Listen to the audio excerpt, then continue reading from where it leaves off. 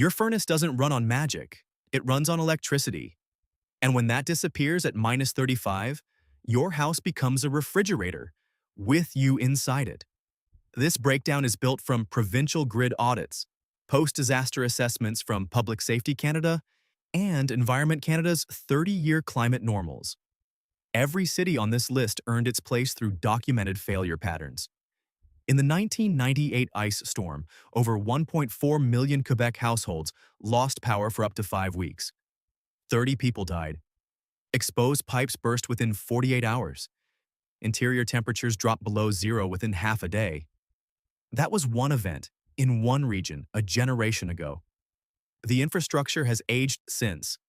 5 cities, each one sitting on a specific combination of grid fragility, heating dependency, geographic isolation, and climate severity that makes a prolonged winter blackout not hypothetical, but mathematical. By the end, you'll know exactly which vulnerabilities apply to your region and what to do before the next one hits. One city on this list doesn't even make its own power. Most people will watch this and do nothing.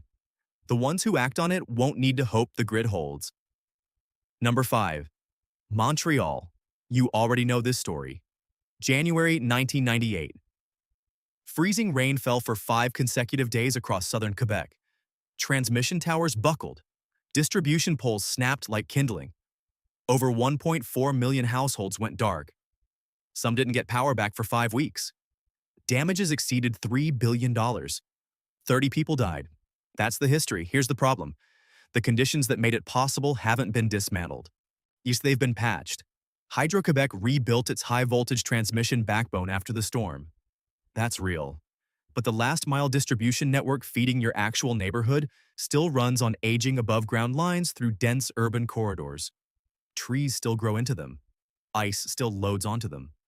Approximately 70% of Quebec's residential heating is electric baseboard. That's not a preference. That's a dependency. When those neighborhood lines go down in January at minus 20 Celsius ambient, your interior temperature crosses the freezing mark within 10 to 14 hours. Your pipes follow, your walls follow, you follow. Most Montrealers assume the grid modernization solved the problem. It solved the transmission problem. Your street is still exposed. Cold counts hours. The ice storm didn't leave. That just paused. Number 4. Winnipeg. No city in the country faces a tighter margin between power loss and death. That's not rhetoric. That's thermodynamics. A routine January night in Winnipeg pushes minus 30 to minus 40 Celsius with wind chill. At minus 35 ambient, an unheated home crosses the freezing point inside within roughly 8 to 12 hours. In poorly insulated housing stock, that number shrinks. Manitoba Hydro's transmission corridors stretch hundreds of kilometers through open prairie. No tree cover, no windbreak, pure exposure. Ice loading and wind shear hit those lines with regularity every winter. You depend on a single provincial utility for heat, light, and survival. There's no natural gas backup for most residential systems. There's no neighboring grid with spare capacity sitting next door. People assume cold cities are better prepared. Winnipeg's preparation is real. Its emergency response protocols are serious. But the margin for error is essentially zero. One extended outage in deep January, and the math turns against you within a single overnight. You don't get days, you get hours. Coal doesn't negotiate, it just counts hours. Number 3. St. John's, Newfoundland. This is the entry that rewrites the list. You've been thinking about temperature. Start thinking about isolation. St. John's doesn't face one vulnerability. It faces 3 and they compound. First, weather bombs. Extratropical cyclones slam the island with hurricane-force winds regularly. Peak gusts exceeding 150 kilometers per hour. Those winds don't just knock out power. They snap poles. They shred lines. They destroy the physical infrastructure that carries electricity to your home. Second, geographic isolation. When a major storm takes down Newfoundland's grid, mutual aid crews and heavy repair equipment don't drive in from the next province. They cross the Strait of Belle Isle or the Gulf by ferry. Multi-day transit times before a single repair truck touches island soil. Third, heating dependency. The island has a near-total absence of natural gas backup infrastructure. Housing stock is dominated by older electric baseboard systems. When those lines go down, you don't have an alternative fuel source waiting. You have nothing. Atlantic Canada doesn't register as extreme cold in most minds, but the combination of wind destruction, isolation logistics, and heating dependency creates a vulnerability profile arguably worse than raw temperature alone. Mainland provinces can mobilize crews overland within hours. Newfoundland waits for a ferry schedule. Here's what that means for you. A major weather bomb hits in February. Power lines across the Avalon Peninsula go down. Newfoundland and Labrador Hydro dispatches every available crew. But the damage is physical. Poles are broken. Wires are on the ground. Replacement equipment has to come from the mainland by sea. The ferry crossing alone takes hours under good conditions. In storm conditions, it doesn't sail at all. Your home is cooling. Your pipes are freezing. Help is on the other side of an ocean. The city where help has to cross water isn't a metaphor, it's a logistics problem with a body count. The ocean doesn't connect Newfoundland to help. It separates it. Number 2. Thunder Bay, the forgotten corridor. You won't see Thunder Bay on most lists like this.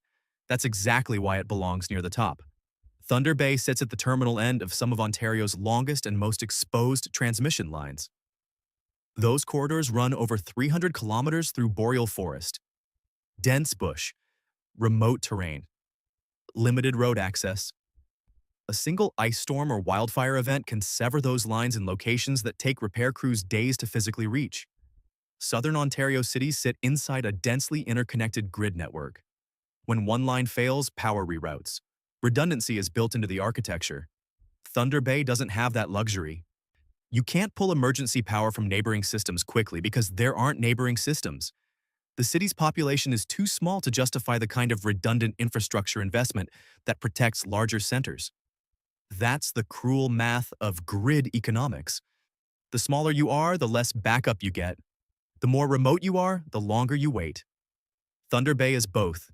In a severe winter event, you're looking at extended outage durations with ambient temperatures pushing -30°C and limited alternative heating options.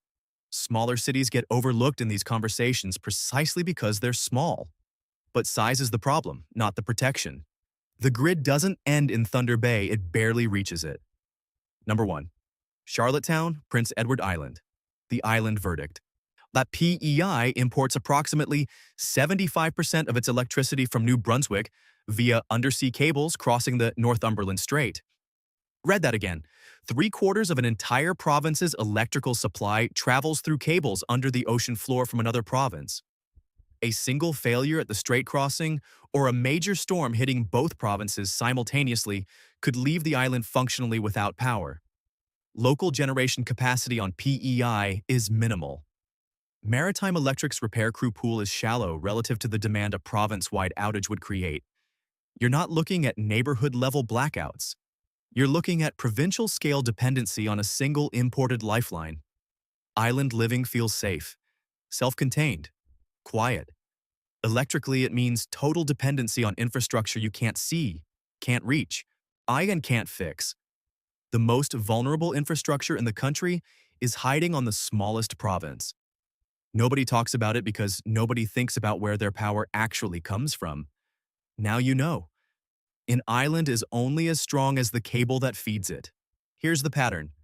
Every city on this list shares a common failure architecture, single points of dependency, aging last-mile infrastructure, geographic or logistic isolation from rapid repair, and a heating system that stops working the moment the electricity does. The enemy isn't a specific storm. It isn't a specific utility company. It's the physics of heat loss in an uninsulated structure at -30, combined with the mathematics of repair time across hundreds of kilometers of exposed terrain. Knowing the problem is step 1. And then the next step is building the specific backup heating systems and emergency kits that actually work for each of these 5 vulnerability profiles. That's a different conversation. It's coming. Cold counts hours. It always has.